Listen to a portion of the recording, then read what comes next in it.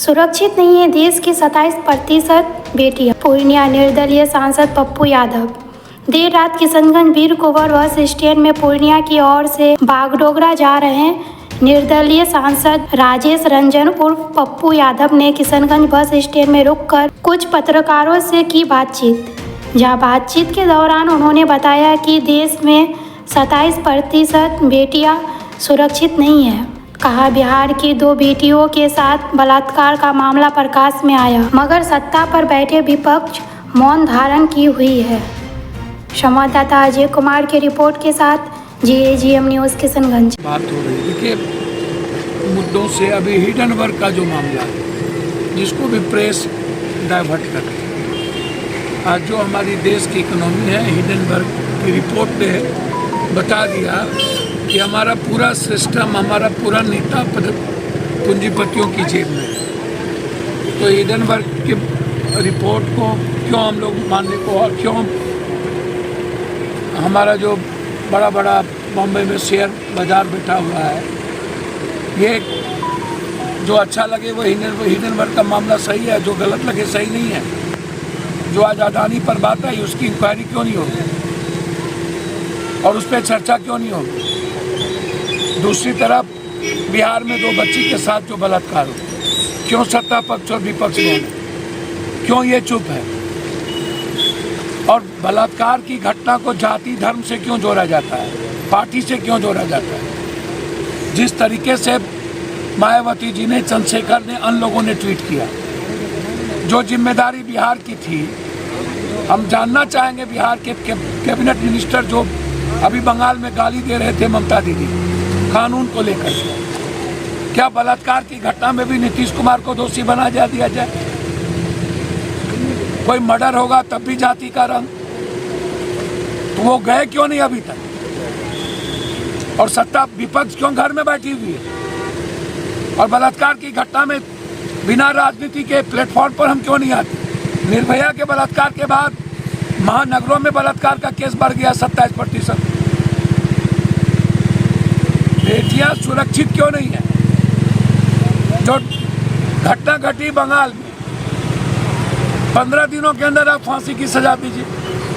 जब स्वीकार कर लिया, पकड़ा गए, मैं बार बार कहता हूं कि यह समाज को भी समझना होगा। सोशल मीडिया, इंस्टाग्राम, लगातार बच्चे और बच्चियों का कम उम्र में जवान होना,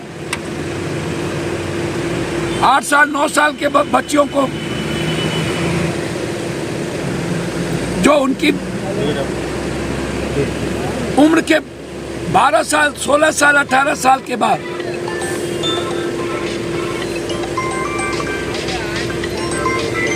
और आज 8 साल 9 साल में हम बड़े हो गए, 12 साल में के पहले बड़े हो गए।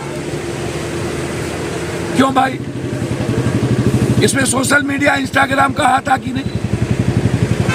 हम यदि 18 घंटा 19 घंटा हम सोशल मीडिया, इंस्टाग्राम पे रहेंगे, उसका भी असर पड़ रहा है। क्या सलाह देंगे? जो घटना, इसको जिस तरीके से आप और मीडिया बढ़ा चढ़ा करके क्या होगा। अब डॉक्टर साहब से हम चाहेंगे कि बलात्कार की घटना तो लगातार इस देश में बढ़ती जा रही है। अब बलात्कार में भी आप निश्चित रूप से हमें विरोध करने की जरूरत है। इस देश में विरोध के विरोध में भी कानून बन गया। आप CBI हो गई, अरेस्ट हो गया, आप सजा करवाने के लिए हम लोग लड़े। लगातार आप हजारों लोग मर रहे हैं अस्पताल में, अस्पताल बंद आप ठप किए हुए हैं।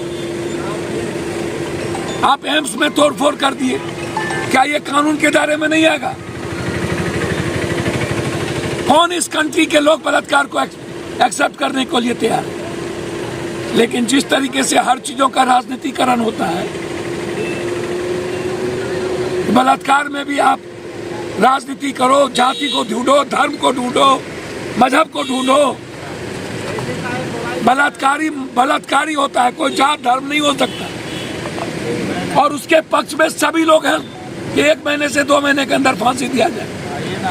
लेकिन डॉक्टर साहब लोगों से आग्रह करेंगे कि कम से कम अहंकार छोड़िए अस्पताल के कामों की जिम्मेदारी को समझिए, कानून और सीबीआई को काम करने दीजिए। विरोध के तरीके होते हैं, ये तरीके नहीं है कि सब कुछ बंद करके ठप कर दिया जाए। और सुरक्षा सबकी जरूरत है, देश के हर बेटी की जरूरत है, सिर्फ डॉक्टर की नहीं, हर समाज की जरूरत है। मर्डर और घटना सब में होता है और हम इसके सबसे बड़े विरोधी हैं। बलात्कारियों को फांसी तुरंत होना चाहिए। लेकिन जब राम रहीम को, आसाराम को, बाबाओं को जब आप चुनाव में निकालिएगा बलात्कारी को अपने फायदे के लिए, तो फिर फांसी कहां से होगी? इन बाबाओं को अभी तक फांसी क्यों नहीं मिली? जो नेता इन्वॉल्व है पहलवान में, कुश्ती में, उसको इस देश का पीएम सीएम नेता बचाएगा, तो फिर बलात्कार की घटना कहां? पहलवानों के लिए कोई डॉक्टर क्यों नहीं निकले थे जब पहलवानों का शोषण हुआ था? राम रहीम के घर में इतने बलात्कारी निकले, इतने बच्चियों का बलात्कार किया गया, क्यों डॉक्टर नहीं निकले? क्यों ट्वीट नहीं होता है?